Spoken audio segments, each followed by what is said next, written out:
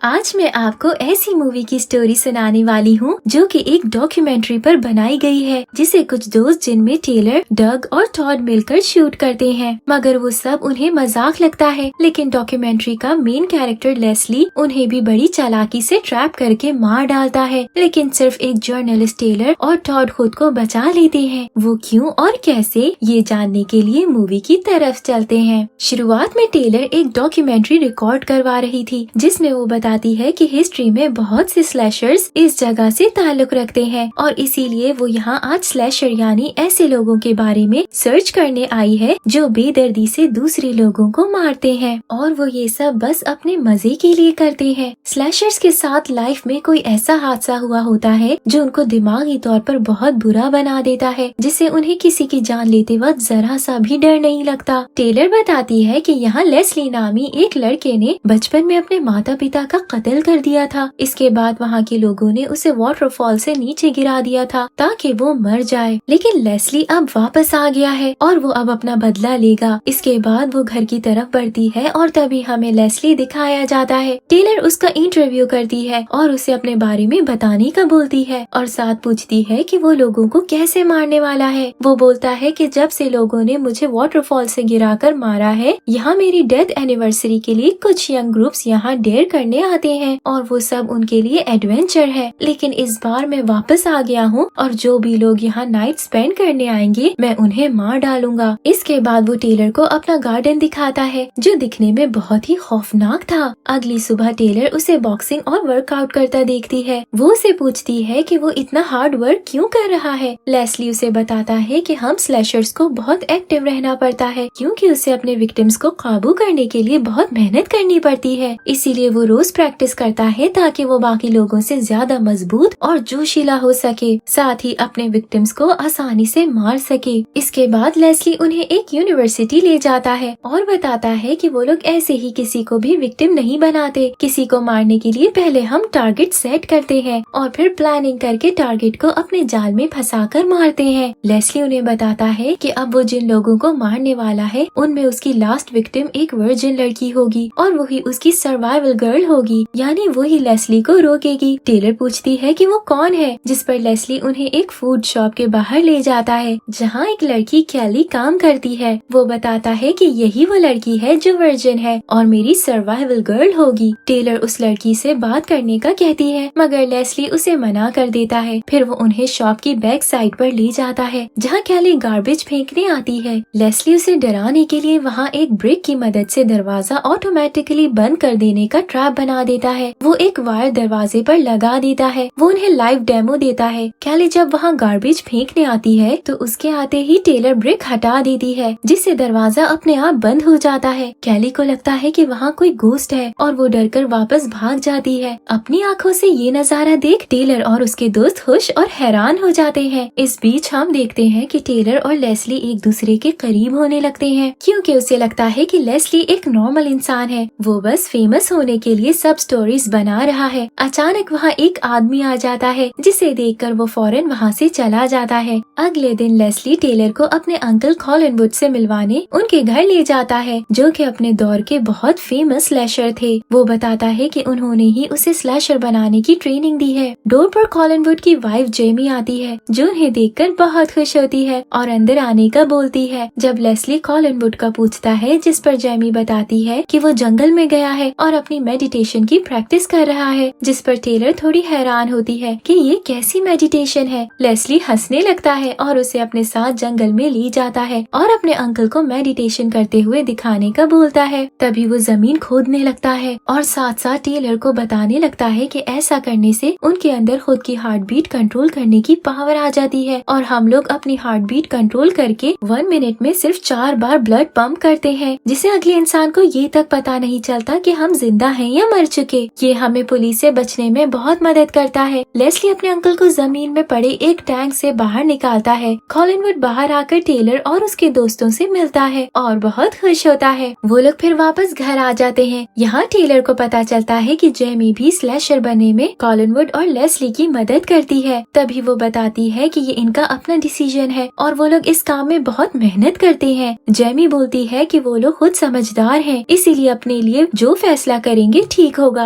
वो कॉलिनवुड से पूछती है कि उसने अपना प्रोफेशन क्यों छोड़ा, जिस पर वो बताता है कि वो लोग अब पुराने हो गए हैं। जो टेक्निक 60s और 70s के लोग करते थे वो अब वर्क नहीं कर रही और वो उम्र के साथ साथ अब इतना जोर नहीं रखते कि ये काम कर सकें। वो बताता है कि उस दौर में स्लैशर्स एक बार जिस जगह जाते थे दोबारा कभी वापस नहीं आते थे, लेकिन अब ऐसा नहीं है। वो अपने दौर के मशहूर स्लैशर्स के बारे में बताता है। लेस्ली टेलर को लेकर एक लाइब्रेरी जाता है जहाँ कैली बुक्स पढ़ने के लिए हमेशा आती है। लेस्ली टेलर को बताता है कि वो कैली के सामने एक आर्टिकल रखने वाला है जिसमें लिखा था कि कैली के अंकल ने लेस्ली की मॉम का रेप किया था। ये सब करके वो कैली के दिल में अपने लिए डर पैदा करना चाहता था। वो दोनों लाइब्रेरी जाते हैं और लेस्ली चुपके से वो आर्टिकल टेबल पर रख देता है जहाँ कैली बैठने वाली थी। लेस्ली उसे अपना पूरा प्लान बताता है कि लाइब्रेरियन मेरे बारे में सब जानती है, कैली उसे जरूर पूछेगी, जिस पर मैं मास्क पहनकर उसे डरा दूंगा। लेस्ली का प्लान काम कर जाता है और कैली वो आर्टिकल देखकर फौरन लाइब्रेरियन से उसका पूछती है, जिस पर वो बताती है कि लेस्ली जब बच्चा था तो उसके पेरेंट्स लेस्ली को बहुत टॉर्चर करते थे। वो उसे एक नाइफ से सारी क्रॉप्स काटने का काम देते थे, जो एक बच्चे के लिए नामुमकिन काम था। फिर वो बताती है कि अपने पेरेंट्स से तंग आकर उसने उन्हें उसी नाइफ के साथ बेदर्दी से मार डाला और अपनी माँ की लाश को गार्डन में लटका दिया। जब टाउन के लोगों ने वो सब देखा तो लेस्ली को सजा देने के लिए रस्सी से बांधकर वाटरफॉल से नीचे गिरा दिया। कैली से पूछती है कि क्या लेस्ली की डेड बॉडी मिल गई थी, जिस पर वो बताती है कि नहीं, हो सकता है कि समुद्री जानवरों ने उसकी लाश खा ली हो। कैली बहुत डर जाती है। तभी लेस्ली वहाँ मास्क पहने आ जाता है, जिससे लाइब्रेरियन बेहोश हो जाती है और कैली जोर जोर से चिल्लाने लगती है। तभी वहाँ एक आदमी म्यूलर आकर लेस्ली को शूट करने लगता है। लेस्ली किसी तरह खुद को बचाकर टेलर और उसके साथियों को लेकर वहाँ से निकल जाता है। लेस्ली का प्लान काम कर जाता है, इसलिए घर आने पर वो बहुत खुश था और अपनी आंट और अंकल को भी इसके बारे में बताता है। वो सब मिलकर बहुत एक्साइटेड होते हैं क्योंकि प्लान के अकॉर्डिंगली सब हो जाना ही एक मुश्किल काम था। टेलर म्यूलर का पूछती है, जिस पर लेस्ली बताता है कि वो एक साइकियाट्रिस्ट है जिसने बचपन में मुझे ट्रीटमेंट दिया था। वो बताता है कि वो मुझे अच्छे से जानता है और म्यूलर मुझे रोकने के लिए कोई भी चीज दांव पर लगा सकता है। अगले दिन टेलर कैली की शॉप पर उसे बात करने चली जाती है, जिस पर कैली बहुत डरी होती है। वो अभी बात करने ही वाले थे कि म्यूलर वहाँ आ जाता है और पूछता है कि वो लोग कैली के पीछे क्यों हैं और उसे क्या चाहते हैं। टेलर बोलती है कि वो इस मामले से दूर रहे और हमारे काम में बिल्कुल भी दखल ना दे, जिस पर म्यूलर गुस्सा हो जाता है और बोलता है कि जिस लेस्ली के साथ वो घूम रही है वो एक बहुत बुरा और सख्त दिल इंसान है। वो अपनी सेटिस्फेक्शन के लिए कुछ भी कर सकता है, यहाँ तक कि लोगों की जान भी ले सकता है। तभी वो टेलर को बताता है कि ये लेस्ली कोई और है जो ओरिजिनल लेस्ली की स्टोरी को अपना बताकर लोगों को मारने पर तुला है। टेलर बहुत हैरान हो जाती है क्योंकि उसे वो सब बस एक मजाक लग रहा था। जब टेलर बाहर आती है तो लेस्ली भी वहाँ आ चुका था। वो उस पर बहुत गुस्सा करता है कि टेलर कैली से बात करने क्यों आई, हालांकि उसने मना किया था कि कैली से वो कोई भी बात नहीं करेगी, इसीलिए अब वो उन्हें कुछ भी नहीं बताएगा और वो लोग वहाँ से चले जाएं। जिस पर टेलर भी गुस्सा हो जाती है और बोलती है कि ट्रस्ट तो उसने तोड़ा है, वो लेस्ली वर्नन नहीं बल्कि लेस्ली मैनक्यूसो है और अपने बारे में हमसे झूठ बोल रहा था। जिस पर वो और ज्यादा गुस्सा हो जाता है और टेलर का गला पकड़ लेता है। वो बोलता है कि मुझे फर्क नहीं पड़ता कि मैं कौन हूँ, पर मुझे ये जरूर पता है कि मैं अपनी लाइफ में क्या करना चाहता हूँ। टेलर बहुत घबरा जाती है और डिसाइड करती है कि वो अपनी डॉक्यूमेंट्री फिल्म पूरी करने के बाद ही वापस जाएगी, इसीलिए वो लेस्ली से माफी मांगती है और वापस आ जाती है। वो उन्हें उसी घर में ले जाता है जहाँ वो लोगों को टारगेट बनाकर मारने वाला था। लेस्ली उन्हें पूरा प्लान समझाता है जिससे वो लोग रिकॉर्ड कर लेते हैं। वो उन्हीं लोगों को डराने के लिए लाइट कंट्रोलर भी दिखाता है, साथ ही वहाँ वेपन्स भी रख लेता है जिनसे वो लोगों का कत्ल कर सके। वो बाहर जाने वाले सभी रास्तों पर ट्रैप लगा देता है जिससे कोई बाहर ना जा सके। वो टेलर और उसके फ्रेंड्स को एक एक बात समझाता है। रात हो जाने पर वो अपने फेस पर अजीब सा पेंट करता है जो दिखने में बहुत खतरनाक था।